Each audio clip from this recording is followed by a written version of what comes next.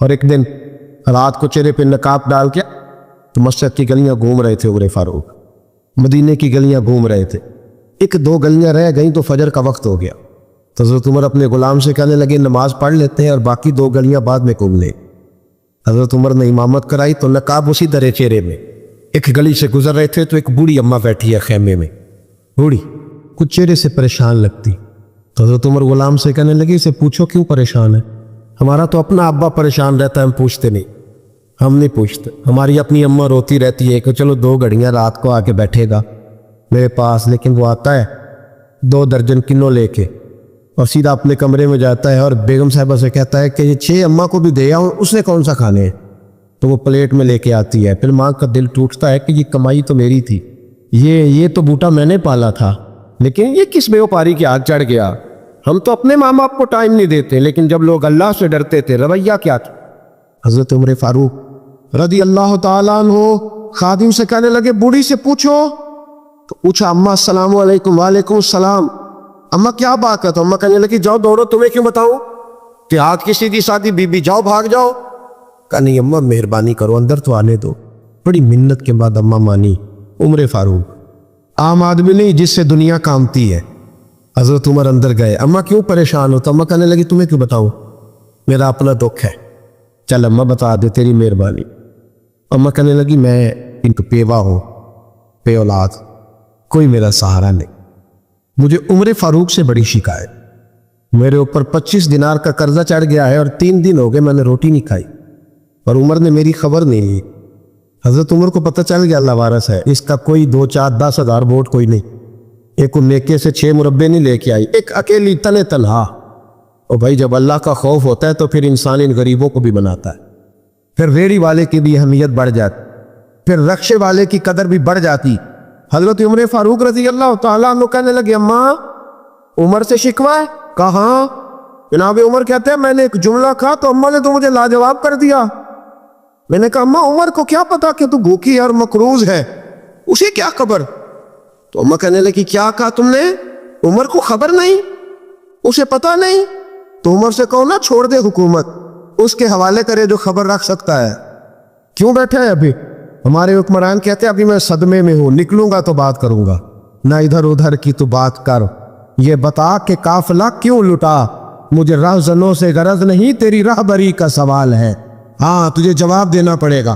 حضرت سیدنا عمر فاروق رضی اللہ تعالیٰ عنہ سے اماں کہنے لگی نہیں خبر رکھ سکتا تو حکومت کیوں کرتا، چھوڑتا کیوں نہیں؟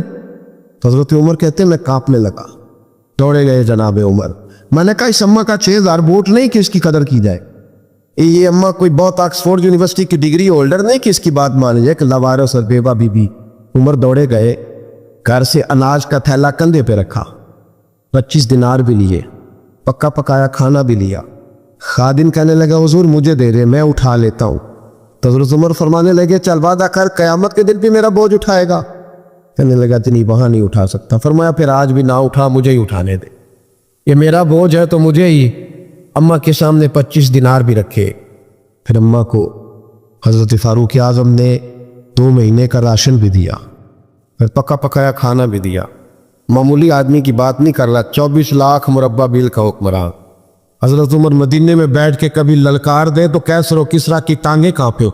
جناب عمر فاروق رضی اللہ کھانا کھلا کے اماں چارپائی پہ تھی تو عمر نیچے بیٹھ گئے، کہنے لگے اماں چل عمر کو معاف کر دے، چل جانے دے، کوئی عرض نہیں، بیچارے کو پتہ نہیں چلا۔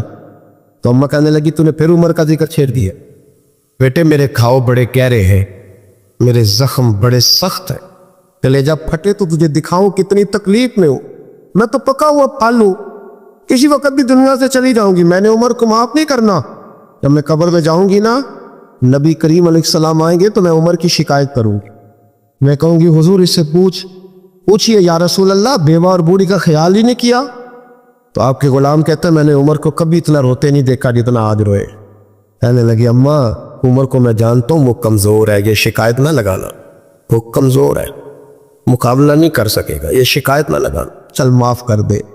تو اماں کہنے لگی اچھا تو مجھے کچھ اچھا لگتا ہے، جا تیری خاطر عمر کو معاف کیا، تو پیارا لگا ہے، جا معاف کیا، تیری خاطر معاف کیا، تیری خاطر عمر کو معاف کیا۔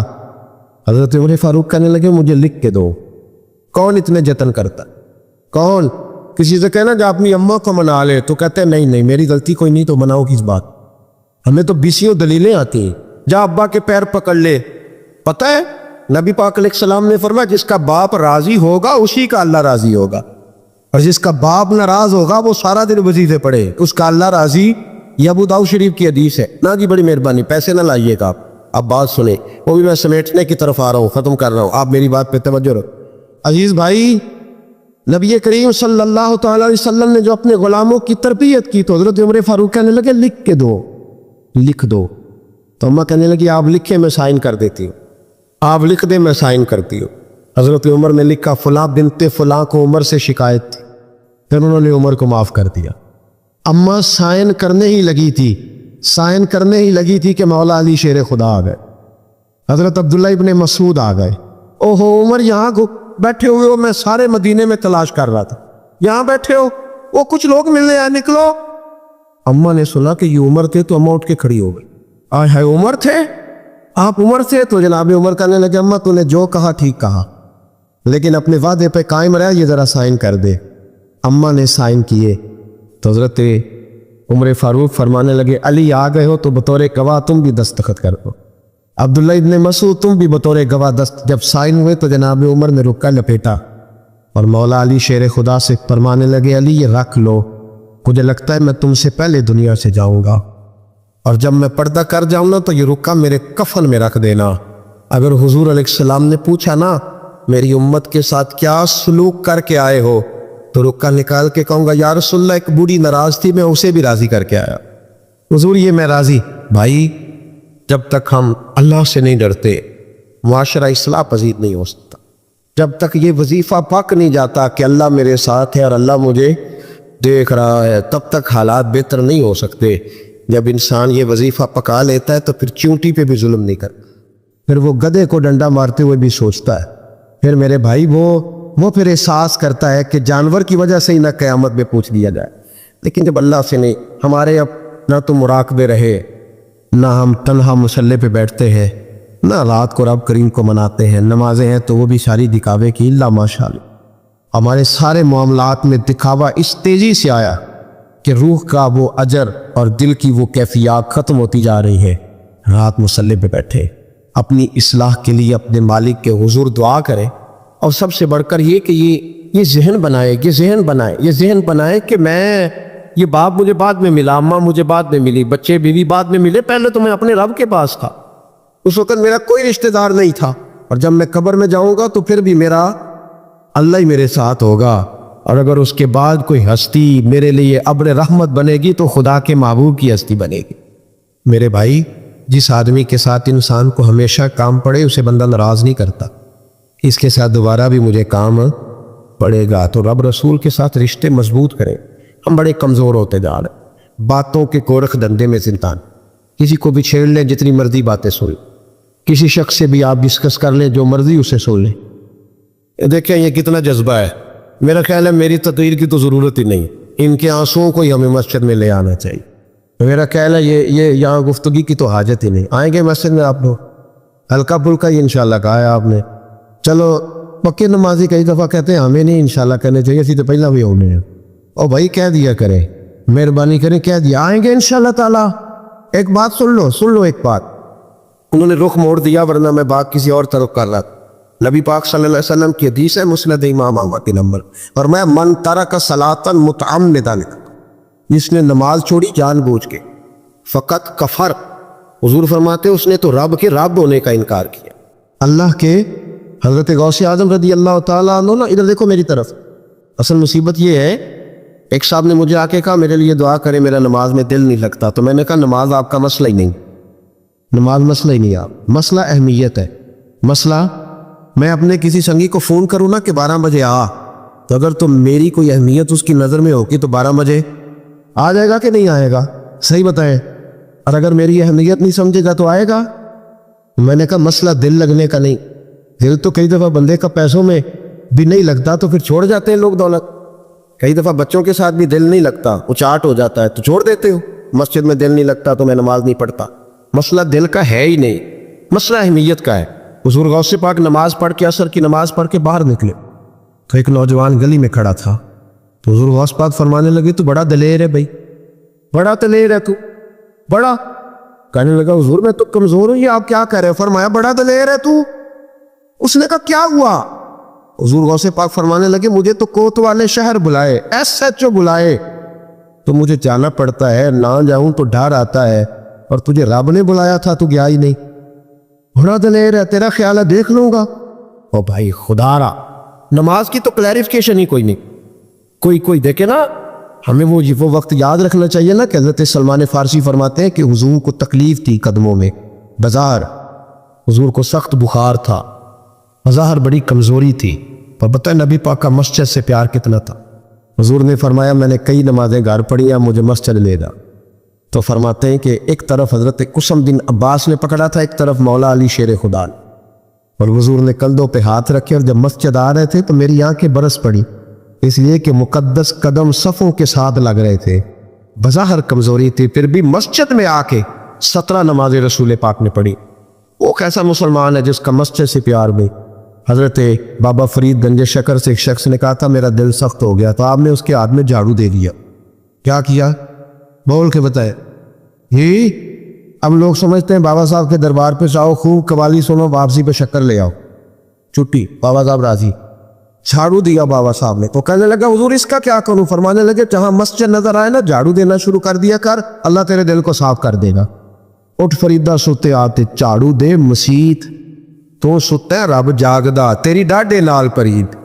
مسجد کا مزاج بنائے، مسجد سے محبت کرے۔ میں سفر پہ جاتا ہوں نا، جب واپس لوٹتا ہوں نا تو میں سنیوں سے کہتا ہوں کہ میں ذرا مسجد سے دیکھ لے میری مسجد کا کیا حال ہے۔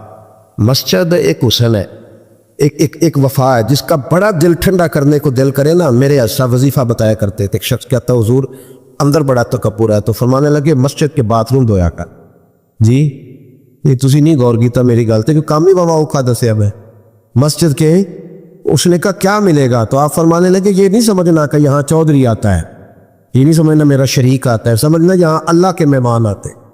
اور بندے کا گھر سمجھ کے تو ہم یہ کر ہی نہیں نہ سکتے، گھر کس کا ہے؟ تو پھر کوئی دقت تو نہیں نہ ہونی چاہیے۔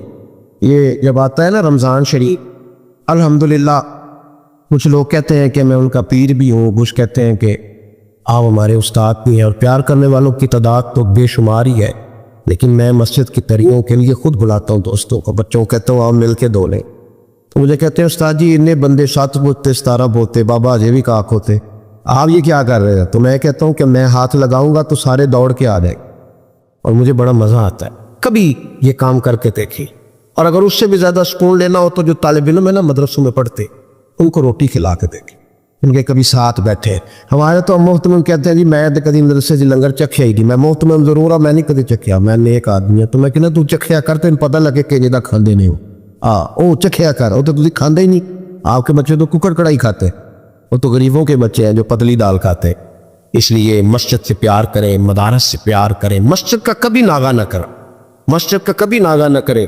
امام شافعی فرمایا کرتے تھے جو لوگ مسجدوں میں آنے جانے کے عادی ہوتے ہیں، مسجد قیامت کے دن انہیں ڈھونڈتی پھرے گی کہ یا اللہ جی آیا کرتا تھا اسے بلا، مسجدیں ڈھونڈے گی، آئیں گے انشاءاللہ تعالیٰ۔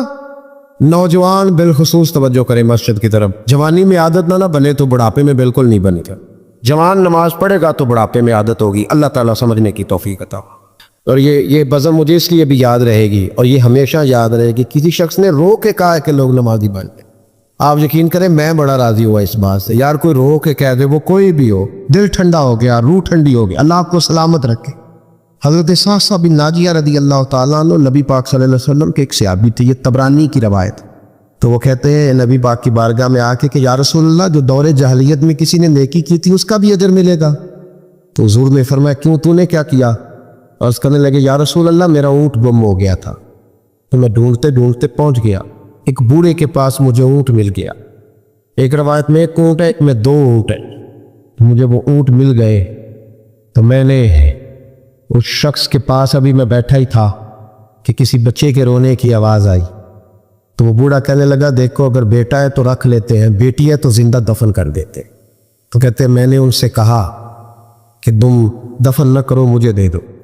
فرماتے انہوں نے پھر مجھ سے قیمت مانگی تو میں نے وہ اونٹ دے دیے۔ میں 2-2 3-3 اونٹ دے کے وہ بچی لے آیا. پھر میں وہ لوگ ڈھونڈنے لگا جو بچیاں دفن کرتے تھے. میں انہیں قیمت دیتا اور بچیاں لے آتا. عرض کرنے لگا یا رسول اللہ. پھر میں نے حویلی بنائی, اس میں نے عورتوں کے ذمے لگایا بچیوں کو پالنا. 360 بچیوں کی میں نے جان بچائی ہے. یا رسول اللہ آج کلمہ پڑھنے آیا ہوں, اس کا بھی مجھے اجر ملے گا؟ تو حضور فرمانے لگے پہلا اجر تو تجھے مل گیا نا, اللہ نے کلمے کی توفیق عطا کر دی. پہلا اجر بھی تجھے مل گیا, اور باقی بھی اللہ تجھے خزانے کھول کے اجر عطا فرمائے گا. خیر کریں گے تو اللہ اجر ضائع نہیں کرتا. اللہ اجر ضائع, لیکن خیر کی عادت بنائیں, شر سے ہمیشہ بچیں. اللہ ہمیں توفیق عطا فرمائے. اللہم صلی علی سیدنا و مولانا محمد معدن الجود والکرم وعلی وبارک وسلم. اللہ ہمارا یہاں حاضر ہونا قبول فرما, ہمارے گناہوں کو معاف فرما, ہماری غلطیوں سے درگزر فرما, علم نافع کی توفیق عطا فرما, عمل صالح کی توفیق عطا فرما. اے مالک کریم مسجدوں کی رونق کو دوبالا فرما, گناہ کے اڈوں کو برباد فرما. مالک کریم نیکی کرنے اور نیکی پھیلانے کا ذریعہ بننے کی توفیق عطا فرما. اے عرش و فرش کے مالک, اپنے محبوب علیہ السلام کے رسول